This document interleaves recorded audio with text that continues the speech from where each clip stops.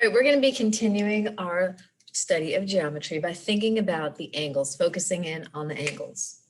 So we already found out that angles occur when two lines intersect and that they create that point of the angle. That's called the vertex. The place where the two line segments come together is the vertex. And I'm going to erase the lines except for the ones that are part of the angle that I want to think about.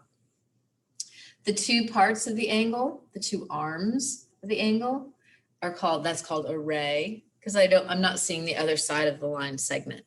So that would be considered a ray.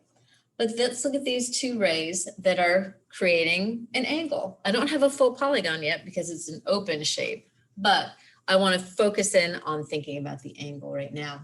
So angles, you might have heard of the three types of angles before. The categories that we're going to work on are right angles, obtuse angles, and acute angles. And how do they get into those categories? Well, you've probably heard about a right angle. And a right angle is one where two lines come together, they intersect in a special way. They intersect in a perpendicular way. That means that when they intersect, they create this nice side of a box or a square, nice corner, right? And that's called a right angle. So these two rays form a right angle. There's the vertex of the angle. And we identify a right angle with that little square because it's the corner, right? It is sort of like the side of a part of a square. Squares definitely are made from right angles. Anyway, so we identify it also by saying it's 90 degrees. And we want to think about what does that mean? What does it mean that something's 90 degrees? Certainly not a temperature, right? We're used to hearing that word degree in terms of temperature, but a degree in geometry is actually a unit of measurement. And if you've seen one of these, it's a protractor, and protractors are a measurement tool. And if you can see those teeny, teeny, tiny lines, those are degrees, and that's how they're measured. So if I wanted to measure an angle with this one, I would take the middle of the protractor and line one of the rays up with this bottom line on the bottom of the protractor. And then I would read where the other ray points to. And right now, this ray is pointing to the number 90. And that means there's 90 degrees from between this arm and that arm.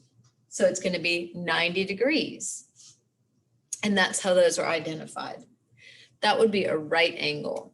So if there's an angle that has more distance between the arms, and I'm going to make this one even more exaggerated, from here to here, if I tried to measure that angle, and I lined one of the arms up, and then read where the other one is pointing to, and there are different measurements here, I can see this one's pointing to 100.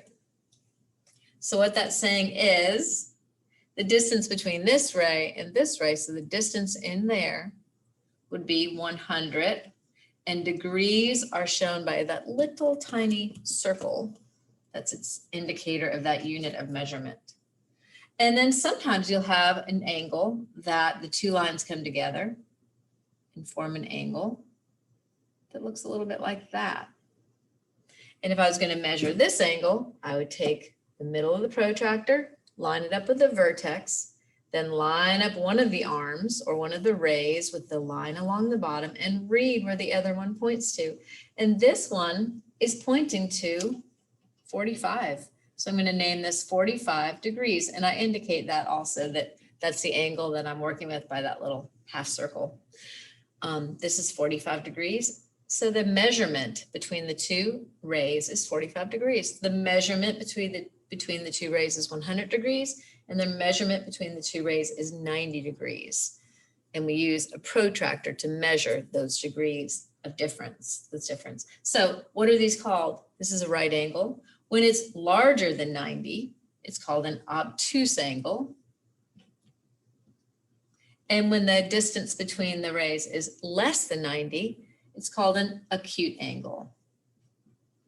And you'll want to be super familiar with those because you'll identify these types of angles in different shapes or polygons.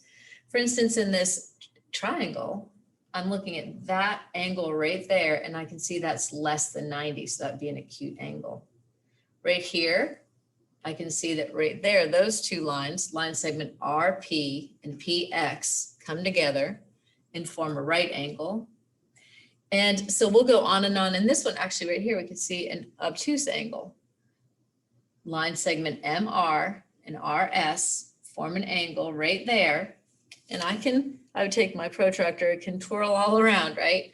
All I need to do is find the vertex. I need to line one of the rays up, and then I read where the other one is pointing to at the top of that half circle. And that one was a little bit more, a little bit 100. So that was an obtuse angle. So be able to know what those are, how they got their names, what you're measuring the distance between the rays, and then be able to identify them when we see them in different shapes.